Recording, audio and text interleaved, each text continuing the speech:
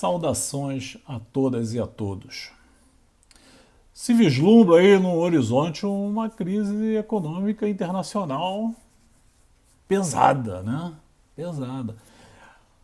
Alguns analistas e agências internacionais previam uma crise para fins de 2020, início de 2021, em função de estavam prevendo uma retração na produção da China, que ia afetar o mundo inteiro, e vários mercados iam sentir isso, iam mexer com moedas. Enfim, o coronavírus parece que antecipou isso. O coronavírus ele já trouxe uma queda na produção chinesa, o mundo inteiro compra da China, e essa crise parece que já está tomando corpo. E veio a crise do petróleo. A crise do petróleo é interessante porque a Arábia Saudita ela não faz nada sem a concordância ou ordem dos Estados Unidos. A não ser que o príncipe lá se rebelou e quer encarar os Estados Unidos, mas não me parece isso não. Que dizer que ele aumenta a produção para baixar o preço do petróleo, para poder concorrer e destruir o petróleo à base de xisto que os Estados Unidos estão produzindo, custo acreditar nisso. Eu acho que isso tem o dedo lá dos norte-americanos. Por sua vez, o Putin já mandou vários recados que os Estados Unidos não é dono do mundo. Não tem esse negócio de eles ficarem mandando que todos têm que fazer. Já foi assim na Síria. Aquela guerra civil lá na Síria foi criada pelos Estados Unidos para derrubar o Assad e pegar o petróleo deles. Exatamente como fizeram no Iraque e como fizeram na Líbia. Só que a Rússia agora também, eles falam, não vai ter mais isso não. Eles foram lá também para a Síria e apoiaram o Assad. E a guerra civil dura até hoje lá e o Assad não caiu, e cada vez mais forte. E a guerra do petróleo, essa crise séria do petróleo, também nos afeta e muito. O Brasil tem vou falar assim, uma atenuante. Não. O Brasil, na real mesmo, o Brasil tem uma reserva internacional que garante sobreviver na crise. Reserva internacional feita pelos governos do PT, de Lula e Dilma. Que quando a Dilma sofreu o golpe lá em 2016, deixou em reservas internacionais algo em torno de 375 bilhões de dólares. Se tem dúvida do que eu estou falando, entra no site do Banco Central. Está lá, no Banco Central tem tudo. E reservas internacionais não é nada mais, nada menos do que a poupança que o país faz para, em momentos de crise, ele poder utilizar. É aquela poupança que cada um de nós, quando tem condições de fazer, fazemos para quando tiver qualquer emergência, tem uma poupançazinha lá que eu posso tirar e sanar essa emergência. Alguns podem dizer, se o Lula e Dilma fizeram isso, é mais do que obrigação. Eu também concordo que é mais do que obrigação.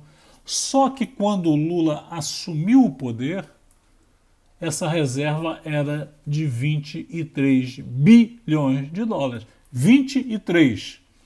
E quando a Dilma sai, está 375 bilhões de dólares. O golpista Temer, ele entrou e não queimou essas reservas,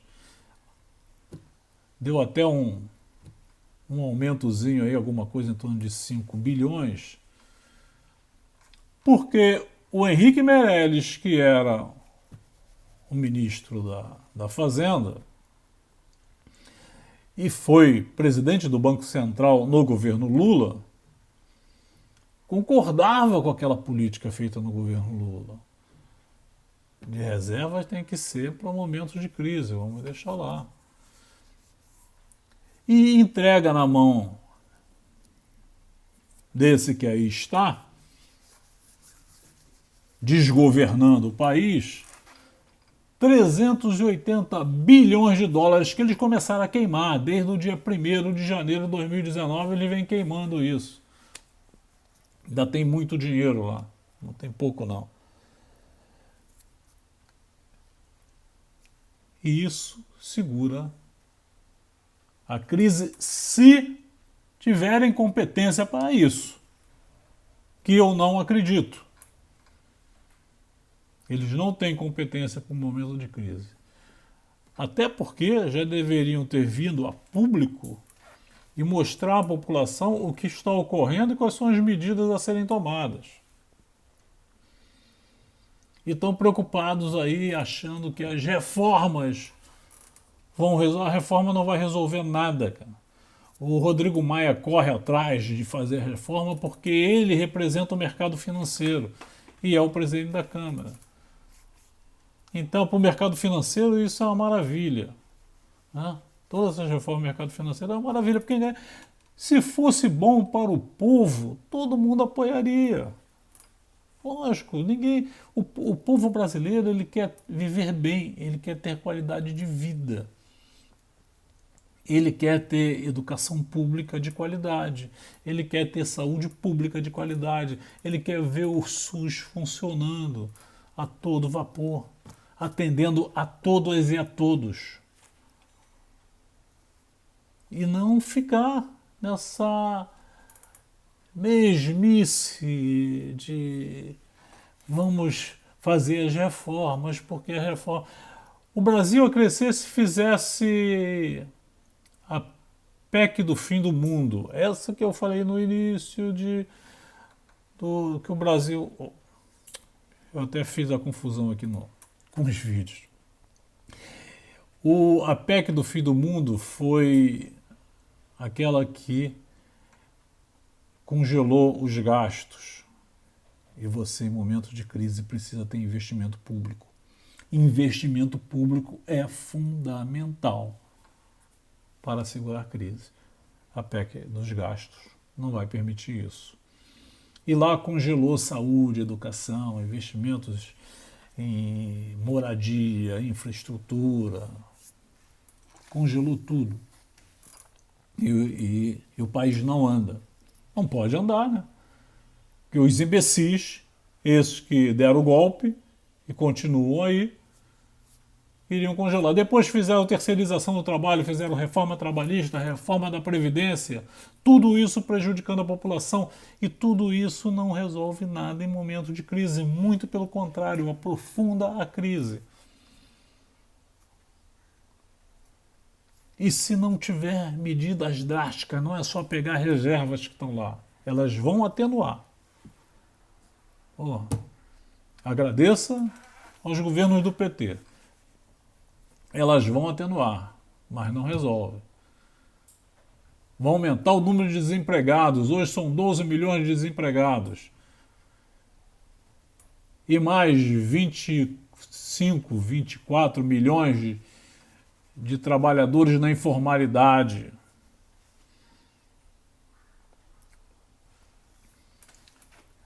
E esse número vai aumentar. E pode aumentar, inclusive, com escassez de alimentos.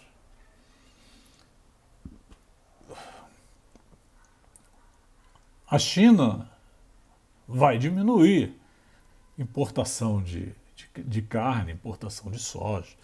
Deveria sobrar produto no mercado. Eles vão baixar o preço? Duvido. Deveriam, né?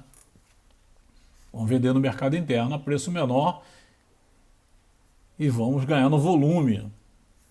Mas não se vê isso. Mas, enfim, a crise está chegando ao Brasil. Não temos pessoas competentes em Brasília para resolver. Está provado que não tem competente. Você tem um homem comandando a economia que é um rentista, banqueiro, pensa só no lucro. quer vender tudo, quer vender tudo.